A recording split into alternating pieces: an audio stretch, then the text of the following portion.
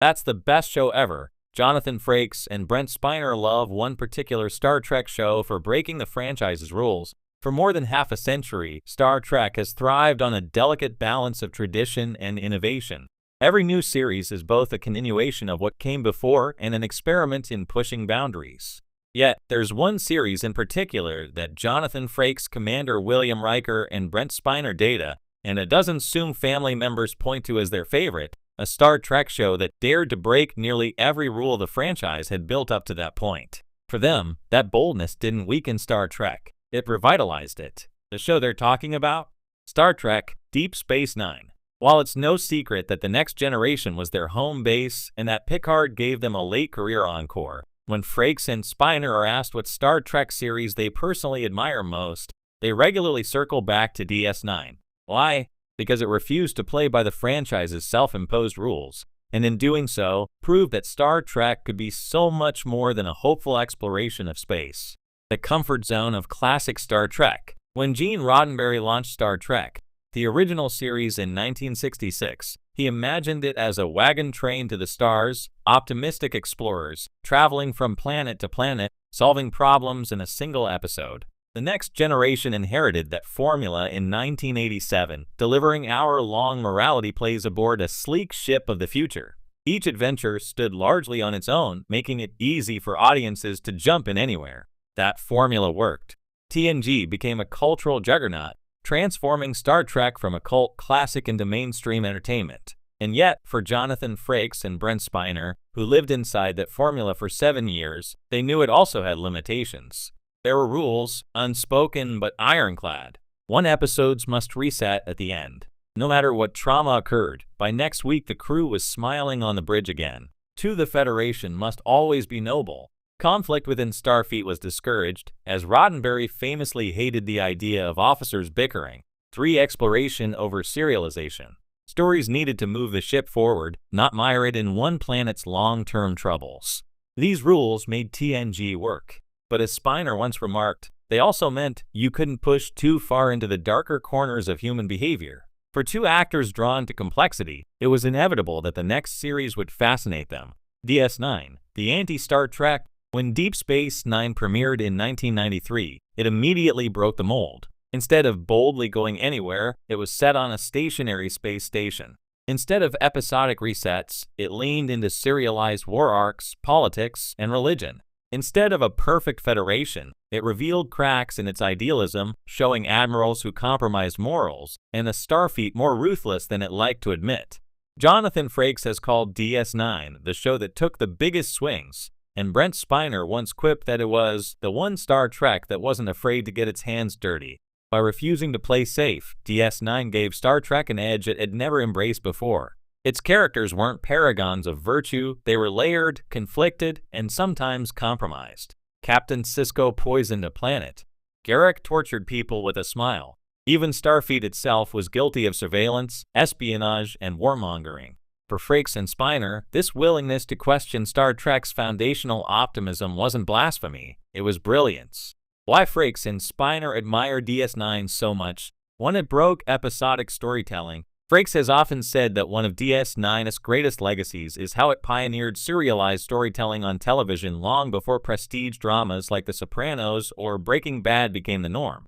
We were doing these self-contained stories, Frakes reflected of TNG, but DS9, they were weaving a novel. By the time the Dominion War storyline was in full swing, DS9 had essentially become one of TV's first binge-worthy sci-fi sagas. For Spiner, that long-form approach meant deeper characters and higher stakes, something he admits he wished TNG had been allowed to do. 2. It challenged the Federation's perfection. One of the things both actors loved was DS9's willingness to portray Starfleet as fallible. In TNG, admirals were usually wrong but never corrupt. In DS9, they were sometimes both. Starfleet Black Ops Unit Section 31 was introduced, showing that the Utopian Federation had shadows it didn't like to admit existed. Spiner once joked, DS9 showed us that even in paradise, someone has to take out the garbage. That pragmatic realism resonated with him. 3. It gave room for character morality plays. As much as Frakes loved playing Riker, he's acknowledged that DS9's ensemble allowed for far more morally gray arcs.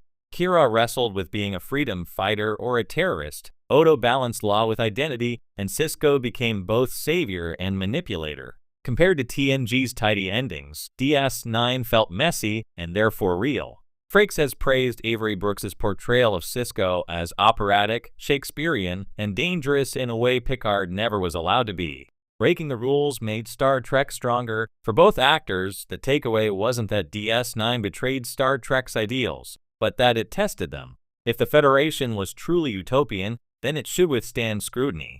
By showing how easily those ideals bent under pressure, DS9 made the concept of a better future feel more earned.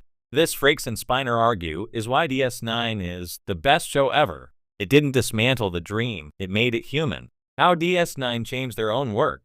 Ironically, both actors benefited creatively from DS9's rule-breaking approach even while working on other projects. Jonathan Frakes as a director. DS9's boldness opened doors for Frakes as a director. He cut his teeth on TNG episodes, but directed some of DS9's most dynamic stories, where he could experiment with darker visuals, serialized pacing, and riskier character beats.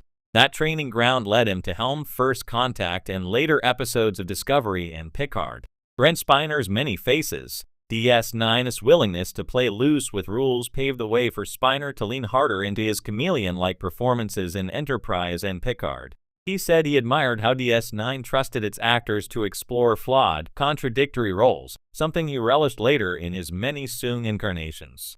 Fans didn't always see it that way. It's worth remembering that DS9 was not universally loved when it aired.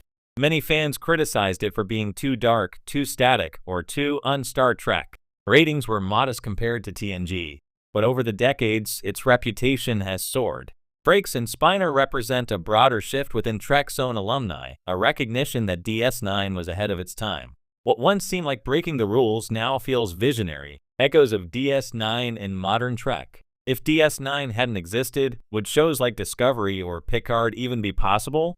Both Frakes and Spiner think not. Serialized storytelling, moral ambiguity, and a willingness to challenge Federation myths, all are direct descendants of DS9's experiment. Frakes has even admitted that when directing Discovery, he deliberately leaned into DS9's model of serialized tension rather than TNG's episodic reset button. And Spiner, who reprised Data's story in Picard, has said that the emotional honesty of DS9 gave permission for later Trek to deal so heavily with trauma, grief, and moral complexity. Why it still matters today. Frakes and Spiner's affection for DS9 isn't just nostalgia. It's about what it proved. That Star Trek doesn't need to be confined by a single tone, structure, or philosophy. That rules are made to be tested. That hope shines brightest when contrasted against darkness. In a way, their praise of DS9 is also a recognition of Star Trek's durability. The franchise could bend without breaking. It could question itself without losing itself. And for two actors who spent years working under Roddenberry's carefully defined vision, that was thrilling to watch.